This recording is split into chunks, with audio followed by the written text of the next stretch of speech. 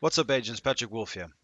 Today's video is going to be about the latest news that we've received from the state of the game and from the developers of the Division 2. We've got quite a few things to talk about, so make sure you guys leave a like, subscribe, click that notification bell, otherwise you won't be getting my uploads. So I'll be doing news videos as soon as we know a bunch of new things and anything interesting that pops up that I want you guys to know. So let's just get straight into the news for this week. So the first thing is, if you guys did not know, the gear score is going up to 515. So there was a bit of a community uproar because they said that you would only be able to acquire these new gear score pieces in the dark zone. So you can imagine a lot of the PvE players who do not want to ever go in there. Um, I can understand that the dark zone can be horrible because, let's say you pick up maybe your brand new fresh piece of gear that you need and someone just comes, kills you and steals it and you don't see him again. So I do understand where players are coming from, and I thought it was a bad decision, and they've actually recently, in the latest state of the game, they've announced that you can now acquire the gear score 515 items elsewhere. They haven't stated exactly where, but you don't have to go into the dark zone anymore to get these pieces, which is good news. The next topic was skill mods. So now, if you guys did not know, you can get blue skill mods like level 12 to level 20 or something like that, where you can increase, let's say, LMG damage. So these mods would, because the attributes were so much less on the blue or purple gear, your stats would correspond to the mod. So the mod would maybe buff one attribute, like let's say headshot damage or assault rifle damage. But as you can see, our high-end mods have got like 1.5% skill power, 1.2% assault rifle damage. They're stacked because they're high end, so they got more attributes and stats to go with. But now that the blue mods are really strong at the moment, they have addressed them, and they are saying that they will release special blueprints for these mods, so you'll be able to get up to gear score 490, blue and purple mods. So I'm looking forward to that because at the moment I think I've only got about three, and they're really really strong. A lot of players are stacking them to get their damage up. So I'm glad to see that the devs are going to be, instead of removing them, but bear in mind they could remove them completely, but so far they've said that there will be adding blueprints and ways we can craft these items. If you didn't know that, you can actually stack a whole bunch of damage to one single attribute. That's just due to the way that they stack on each piece. So it's nice to know that they're listening to the community with that one. They then went on to talk about the whole skill power problem that we're currently having. You guys are very much aware that skill power builds are really bad at the moment, and this is something that I've been looking forward to a lot. And they're actually introducing a new mod called an Orcs battery. So what it is it'll be a buffer to skill power. And let's say you'd pick up what skill? Like a drone skill power Orcs battery, and you would put it on your gear, sacrificing a slot, thereby increasing your skill power for that certain skill. And then you could place other mods that would otherwise be would be locked because you wouldn't have the necessary skill power. But with these Orcs batteries, you'd be able to actually put a bit more mods on without needing so much skill power. So it's great that they're applying this to the game because we really need it, boys.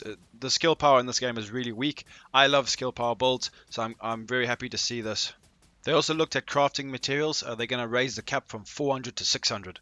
So it'll allow us to actually be able to hold a lot of crafting materials without having to use them or not or waste time collecting crafting materials where we would be able to get them, but we can't because our stash is full.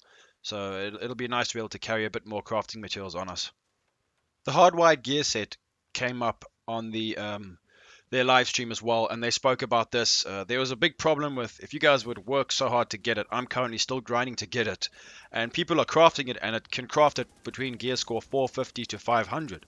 So what if you work so hard, you craft this gear set, it comes out 460. Oh great, my gear score is now low. So what they've done is they've actually raised it to 480 to 500. I don't think that's high enough. I think it should just be around 500, but it's nice that they're increasing it because I'm waiting to craft mine because I do not want level 450 hardwired gear set, that's for sure. The PC loading time problem has also been addressed. There, in the next patch, they will be decreasing the loading times because it is an actual bug. It's not just the way the game loads, because loading into a game on PC takes a lot longer than what it should. So they will be fixing that in the next update. In the next update, they will be also raising the cap on recalibration. So there's better chances of you reaching the max cap of whatever stat that you're currently trying to roll for. This will be implemented into guns and gear as well, because a lot of people are complaining about getting low gear score items where they should be getting about higher to what their average gear score is. So they will be increasing the cap for that. So they did speak about quite a lot of topics. I'm looking forward to the Orcs batteries that they're adding. It's going to be interesting to see exactly how those work. They weren't too specific. It was very confusing.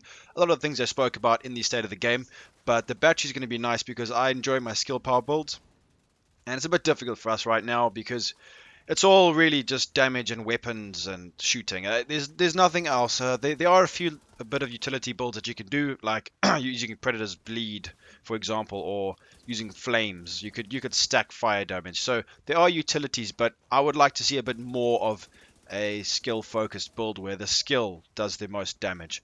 But anyway, they kind of concluded with a bit of explanation on why purple gear is in the game. Now, that's an interesting topic because you'd be walking around thinking, why am I getting purple gear? I'm just going to deconstruct it and throw it away. So what they've done to say was it was put very heavily, should I say, guys. It wasn't very specific. It was quite hard to understand. But basically, when you have a purple piece of gear, the stat rolls are actually higher. There's fewer, but they're higher than on the high-end gear, on the golden gear. So when you guys want to actually transfer the stats, you got a better chance of getting higher stat rolls on the new high-end pieces compared to the superior purple pieces. So if you understand what I mean by that. So they kind of just mean that it's a utility to swap attributes and gear stats, which kind of makes sense, I guess. And they also said you can deconstruct them for crafting materials. So just keeping them in the game to give us a bit more opportunity to deconstruct, get more crafting materials, and to get higher chances of getting higher attributes, I guess. So that's what they spoke about. So anyways, guys, that was the main part of the news for this week. So I hope you guys enjoyed this little news video. I'll be doing them every week as long as there's good news that you guys need to find out or to know. So please leave a like, subscribe, and I'll be seeing you guys in the next video. Peace out, boys.